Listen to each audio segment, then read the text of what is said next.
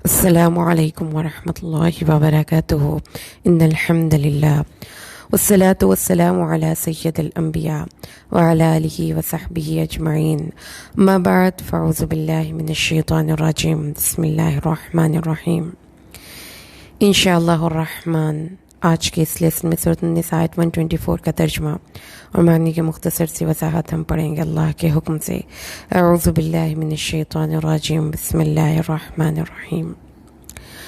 ومن یعمل، اور جو کوئی عمل کرے، من الصالحات نیک، من ذکر او انثی، وہ مرد ہو یا عورت ہو، وہو مؤمن، اور وہ مؤمن ہو، فاولئک، تو یہ لوگ، یدخلون الجنہ، جنت میں داخل کیے جائیں گے، ولا یظلمون، اور نہیں ظلم کیا جائے گا ان پر، نقیرہ، تل برابر بھی، کھجور کی گٹھلی کے شگاف کے برابر بھی۔ اعوذ باللہ من الشیطان الرجیم بسم اللہ الرحمن الرحیم۔ ومن يعمل من الصالحات من ذكر أو أنثى وهو مؤمن فأولئك يدخلون الجنة ولا يظلمون نقيرا، اور جو کوئی عمل کرے نیک، خواہ مرد ہو یا عورت، تو ایسے لوگ جنت میں داخل کیے جائیں گے اور ان پر کھجور کی تل برابر بھی، کھجور کے شگاف کے برابر بھی ظلم نہ کیا جائے گا۔ مشکل الفاظ کے معنی۔ صالحات روٹ ہے صاد لام اور ہا، صلحہ کا لفظ بھی یہیں سے نکلا ہے، اصلح الیہ یا احسن الیہ، یعنی ایسا کام جس سے دوسرے انسان کی خرابی یا نقص یا کمی دور ہو گئی۔ اس کا یہ کہ کوئی بھی ایسی چیز جس سے کسی چیز کو خوبصورت بنا دیا گیا، اس کے اندر ایک گڈ بیلنس ہو گیا۔ صلح کا مطلب ہے میوچل کوآپریشن اور پیس، جیسا کہ جنگ کے ٹائم پہ جب پیس نہیں ہوتا تو چیزیں ہارمونی میں نہیں رہتی، ہارمونیس بیلنس نہیں ہوتا۔ اس کے بعد ہے اصلاح، یعنی کہ حالات کا عقل کے مطابق معتدل اور مستقیم ہو جانا، جس چیز کو جس حال میں ہونا چاہیے وہ بالکل ٹھیک اسی حالت میں موجود ہو۔ تو اس سے عمل الصالحات کا مطلب سمجھ میں آ گیا کہ ایسے کام جسے انسان جس مقصد کے لیے پیدا کیا گیا ہے وہ اپنے مقصد تخلیق کو پورا کر دے، اس کے اندر جتنی بھی چھپی ہوئی صلاحیتیں ہیں وہ بیدار ہو جائیں اور وہ اپنی زندگی میں گرو کرے، امپروو کرے، اور اپنے دائرہ کار میں رہتے ہوئے کائنات میں حسن اور توازن پیدا کرے، جس سے معاشرے میں خوشگوار نتائج پیدا ہوں۔ تو صلاح کا مطلب یہ ہے کہ وہ کام کرنا جو حالات کے مطابق اور اللہ کے قوانین کے مطابق ہم آہنگ ہوں، حالات کے تقاضوں کے عین مطابق لیکن اللہ کے قوانین کے ہم آہنگ ہوں۔ تو قرآن حکیم نے اصلاح اور فساد کو ایک دوسرے کی ضد میں لے کر آیا ہے، ایک دوسرے کے مقابل استعمال کیا ہے۔ مصلحین وہ لوگ جو معاملات کو خوش اسلوبی سے طے کرتے ہیں۔ تو قرآن حکیم میں آپ دیکھتے ہیں شروع سے آخر تک عمل الذین آمنوا وعملوا الصالحات، یہ بہت ہی زیادہ استعمال ہوا ہے، چولی دامن کا اس کا ساتھ ہے، یعنی ایمان اللہ کی ذات پر اور پھر اللہ کے ان قوانین کی صداقت پر یقین رکھنا کہ جو اللہ نے حکم دیا ہے اس کا نتیجہ نفع بخش ہوگا۔ تو اس سے مطلب یہ ہے کہ ایمان کے ساتھ عمل لازم و ملزوم ہے۔ صرف آپ اپنے ذہن میں ایک سوچ لے کر بیٹھیں اور اس کا کوئی عمل نہ ہو تو وہ آپ کو عمل فائدہ نہیں دیتا۔ وہ ایمان جو عمل صالح کے لیے محرک نہیں بنتا، وہ دل کا یقین نہیں بلکہ زبانی رسم و اقرار کا نام ہے، اور یہ بے نتیجہ رہتا ہے، اس کا کوئی فائدہ نہیں ہوتا۔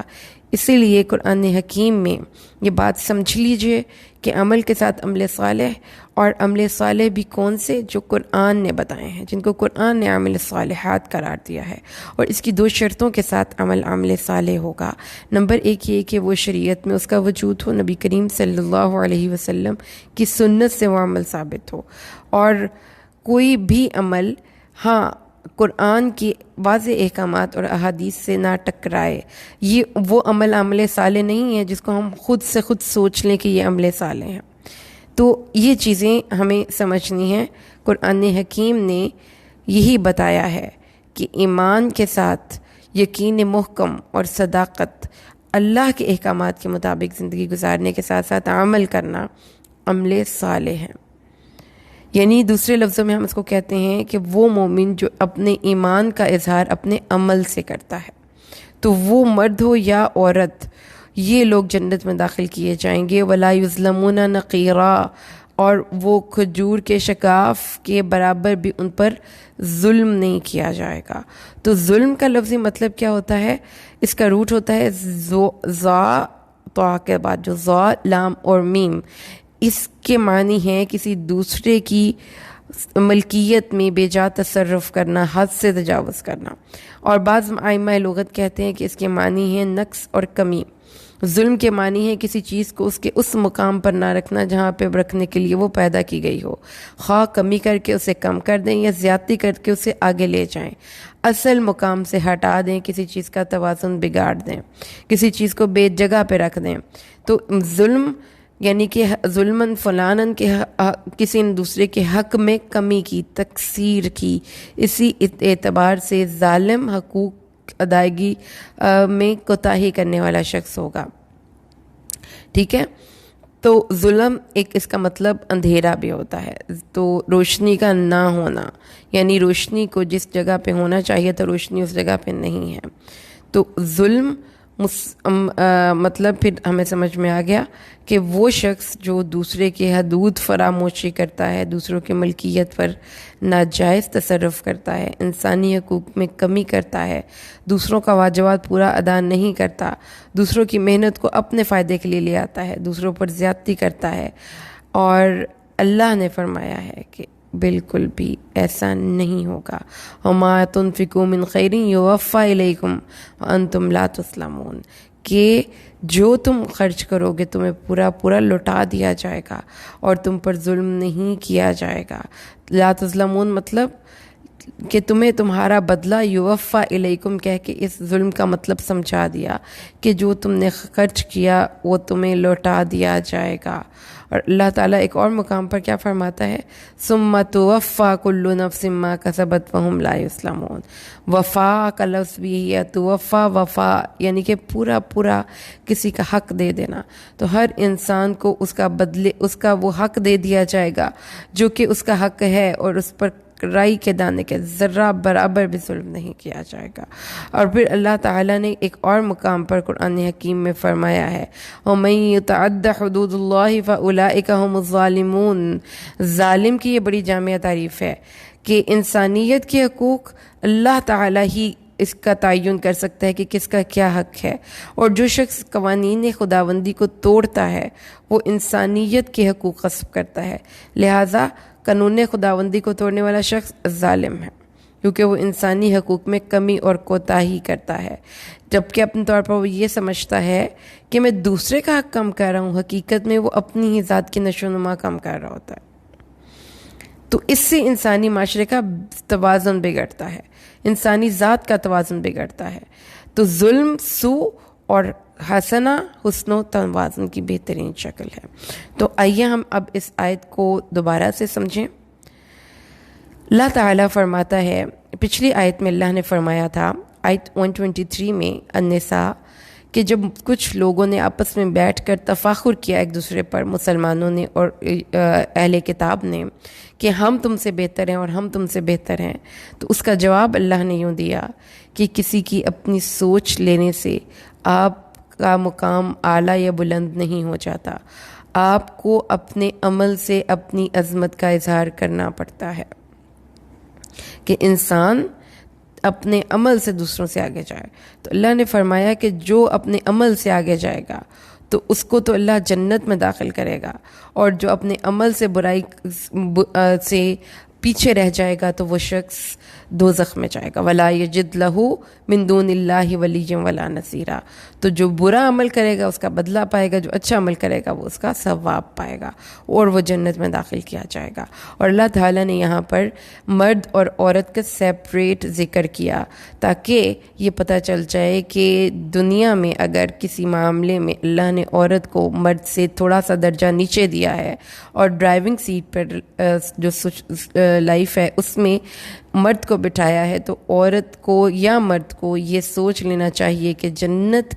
کے حصول کی دوڑ دونوں کے لیے سیم ہے. لیکن جیسا کہ ہم نے اس کے ظلم کے مطلب میں پڑھا کہ اللہ کی حدود کے اندر رہتے رہتے ہمیں دوڑ لگانی ہے، تو اس سے پھر بہت ہی واضح طور پر بات سمجھ میں آ گئی کہ مردوں کے لیے کی جو ایک اسفیئر ہے آف انٹرسٹ بھی کہہ لیں اور اسفیئر آف ورک بھی کہہ لیں، وہ عورتوں جیسا نہیں ہے. عورت کا اسفیئر آف ورک میں وہ اپنی انجینئرنگ کرے، وہ ڈاکٹر بنے، وہ اس لیے وہ پیدا نہیں کی گئی. عورت کو اللہ نے ایک یوٹرس دے کر اس دنیا میں اسی لیے بھیجا کہ اس کے اندر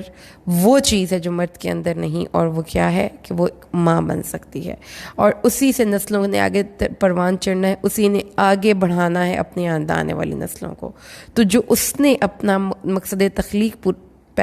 پورا کیا، تو عورت کے لیے عمل صالح اور مرد کے لیے عمل صالح کا معیار بالکل ڈیفرنٹ ہے. اگر آپ حدیث کی کتابوں میں بھی پڑھتے ہیں تو کہ اللہ تعالیٰ نے عورت کو جو ذمہ داری دی ہے ایک بچے کی تربیت کی، اس کے ساتھ ہی ساتھ اس پر بہت سی آسانیاں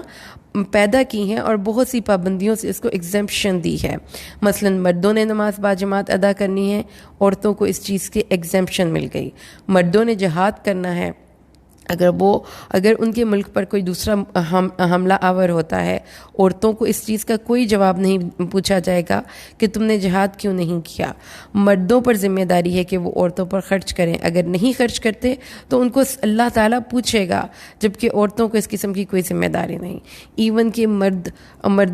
رمضان کے پورے روزے رکھیں، ایک روزہ بھی وہ بلا ضرورت چھوڑیں گے تو اس پر ان کو وعید سنائی گئی کہ ساری عمر بھی اگر وہ روزے رکھ لیں گے تو وہ اس ایک روز چھوٹے ہوئے روزے کا کفارہ ادا نہیں کر سکتے. جبکہ عورتوں کو اجازت دی گئی کہ وہ چھوٹے بچے کو اگر دودھ پلا رہی ہیں یا پریگننسی میں ہے تو وہ روزہ چھوڑ سکتی ہیں. پھر اس کے بعد مردوں کو اللہ تعالیٰ نے مکلف کیا کہ اگر وہ نکاح کرتا ہے تو عورت کو گھر لے کر دے، اس کے کپڑوں اور کھانے کا انتظام کرے. اگر وہ عورت اس کے لیے پریگننسی ہے اس کی تو اس پہ خرچ کرے. اگر عورت بچے کو دودھ پلاتی ہے، ایون اف کہ دونوں کی طلاق ختم ہو گئی ہے تو بھی وہ خاوند اپنی بیوی کو اس بچے کو دودھ پلانے کی وجہ سے اجرت دے گا. یہ چیزیں دونوں کے اسفیئر ڈفرینٹ ہیں، اس لیے اس میں عظمت نہیں کہ مرد عورتیں بن جائیں اور عورتیں مردوں والے کام کریں. یہ اگین اسی لیے ہم نے عامل الصالحات کو ڈسکس کر لیا کہ عامل الصالحات وہ نہیں ہے جو آپ سوچ لیں، جو سوسائٹی آپ کو سٹینڈرڈ دے دے، جو آپ کو لگتا ہے کہ یہ کام بڑا اچھا ہے تو یہ کام ہمیں کرنا چاہیے. آپ نے وہ کام جو جنت میں جانے والی جو خاتون ہے اسے تو لازمی طور پر پھر قرآن و حدیث کو دیکھنا ہی پڑے گا کہ کون سا عمل صالح ہے جس عمل کو کرنے کے بعد میں جنت میں جاؤں گی اور جنت میں جانے کے اپنے آپ کو اہل قرار دوں گی. اور اس میں ٹاپ آف دی لسٹ کیا ہے؟ نمبر 1، اللہ نے فرمایا کہ وہ عورت جو اپنی شرمگاہ کی حفاظت کرے اور اپنے خاوند کی فرما بردار ہو، 5 وقت کی نماز پڑھے اور رمضان کے روزے رکھے، تو وہ جنت کے 8 دروازوں میں سے جس دروازے سے بھی چاہے گی جنت میں جا سکتی ہے. تو یہ ایک چھوٹی سی بات نہیں ہے، کیونکہ ہمارے معاشرے میں اس وقت اس چیز کو، یعنی کہ ایک عورت کا صرف گھر رہنا اور بچوں کی تربیت کرنا ایک بہت ہی اس کی حق تلفی تصور کیا جا رہا ہے کہ عورت کو تعلیم، عورت کو آگے بڑھنے کے مواقع ایکول ملنے چاہیے لڑکوں جیسے، اور وہ بھی وہ کام کرے گی جو لڑکے کر سکتے ہیں. تو اس چیز کو سمجھنے کی ضرورت ہے، اپنی اولادوں کو، اپنی نسلوں کو سمجھانے کی ضرورت ہے. اور اس کے ساتھ ہی ساتھ چونکہ یہاں پہ ایک عورت کا ذکر آیا اور اس کے ساتھ عامل الصالحات کا ذکر آیا، تو قرآن حکیم میں اللہ تبارک و تعالیٰ نے اور مسلمان اور تمام جہان کی عورتوں کے لیے حضرت مریم سلام اللہ علیہا کو ایک مثال کے طور پر پیش کیا. وہ خاتون تھی جن کا پروفیشن ہی ایسا تھا کہ جس میں ان کو مردوں کے ساتھ موو کرنا تھا، اور اس کے ساتھ ہی ساتھ یہ تھا کہ ان کی کوئی ڈومیسٹک لائف نہیں تھی، اور یہ کہ وہ جس پروفیشن میں تھیں اس پروفیشن کی ڈیمانڈ یہ تھی کہ وہ ایک عورت وہ ماں نہیں بن سکتی. لیکن اللہ تعالیٰ نے ان کو ماں آؤٹ آف دا وے ہو کر بھی بچہ دیا اور اس بچے کی تربیت کرنے کے لیے ان کو پورے مواقع دیے، جو اس چیز کی علامت ہے کہ اللہ عورت کو اسی وقت پسند کرتا ہے جب وہ اپنا مقصد تخلیق پورا کرتی ہے۔ اور اگر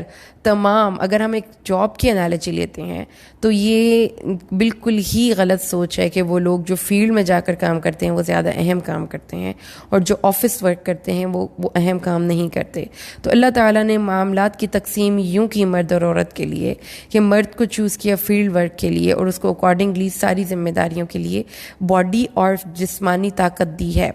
لیکن عورت کو اللہ نے آفس ورک کے لیے منتخب کیا، اور وہ ایکولی امپورٹنٹ کام کرتی ہے جب وہ ایک گھر کو مینیج کرتی ہے۔ تو جب دونوں ہی اپنی ذمہ داریاں اچھے طریقے سے ادا کرتے ہیں تو سوسائٹی بیلنس میں چلتی ہے۔ اور اگر ہم عورت کو مرد جیسا کام کرنے کی کو آئیڈیلائز کر دیں اور عورتوں کو یہ پریشر دے دیں کہ آپ کا ورتھ پروو ہی اس وقت ہوگا جب آپ مرد جیسے کام کریں گی، تو عورت کو اپنی نیچر سے ہٹ کر بیہیو کرنا ہوگا۔ آپ یہ چیز نوٹ کریں گے دنیا میں کہیں پہ بھی قدرتی آفات آ جائیں، ایون اف کے خواتین پولیس فورس میں ہیں، ایون اف کے خواتین فوج میں ہیں، لیکن جب مشکل حالات ہیں کہ جب آپ کو کسی کو آگ میں کود کر کسی کی جان بچانی ہے، کسی کو پانی میں کود کر باہر نکالنا ہے، کسی کو یہ جو ابھی مری میں ہوا ہے اس کو دیکھ رہی تھی تو مجھے دیکھ کر جو میرے ذہن میں آ رہی تھی بات وہ یہ تھی کہ اس موقع پر مرد ہی آگے آئے ہیں عورتوں کو پروٹیکٹ کرنے کے لیے، کیونکہ عورت طبعاً نازک واقعہ ہوئی ہے، وہ اس قسم کے مشکل حالات میں گھبرا جاتی ہے۔ اور آپ دیکھیں کہ اگر ایون اف کی عورتیں پولیس فورس میں تو بھی اس قسم کے مشکل حالات میں مرد ہی آگے بڑھ کر ریسکیو کا کام کرتے ہیں، برف ہٹاتے ہیں، مردوں کو نکالتے ہیں اور ان کو دفن کرتے ہیں، ان کے لیے مشکل سے مشکل حالات میں جھیل جاتے ہیں اپنے اوپر، اور پھر کیا کرتے ہیں عورتوں اور بچوں کو محفوظ مقامات پر منتقل کرتے ہیں۔ تو اللہ تعالیٰ نے بھی یہی بتایا کہ مرد اور عورت کا سفیئر ڈفرینٹ ہے، وہ اپنی اپنی کیٹیگری میں کام کریں گے، اپنی جگہ پہ رہ کر کام کریں گے۔ عورتیں وہ کام کریں جو اللہ نے ان کو کرنے کا حکم دیا، اپنے آپ کو ایڈیشنلی برڈن نہ کریں،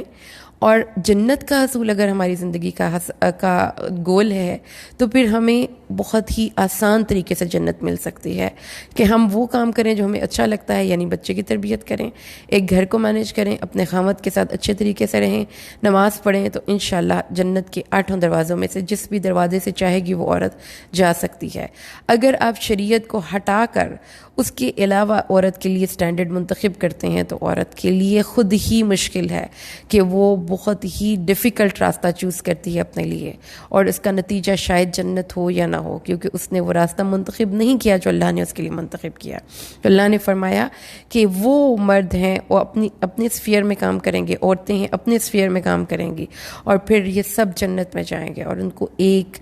بالکل ایک تل برابر بھی ظلم نہیں کیا جائے گا۔ جو ایفرٹس آپ نے پٹ کی you will get its reward, اس کا آپ کو فائدہ ملے گا، آپ کو اس کا بینیفٹ ملے گا۔ تو اللہ سے دعا کریں اللہ ہمیں قرآن کو سمجھ کر پڑھنا، اس پر عمل کرنا آسان کرے، حق کو ہماری نظروں میں حق واضح کرے اور باطل کو ہماری نظروں میں باطل کرے، حق کی اتباع کریں اور باطل سے اجتناب کریں، اور یہ قرآن کا علم ہم اپنی نسلوں میں منتقل کر کے دنیا سے جائیں۔ اللہ سے دعا ہے اللہ ہمیں قرآن کو سمجھ کر پڑھنا اور اس پر عمل کرنا ہمارے لیے آسان کر دے، آمین۔ بارک اللہ لی ولکم فی القرآن الحکیم ونفعنی وإیاکم بالآیات والذکر الحکیم۔ السلام علیکم ورحمۃ اللہ وبرکاتہ۔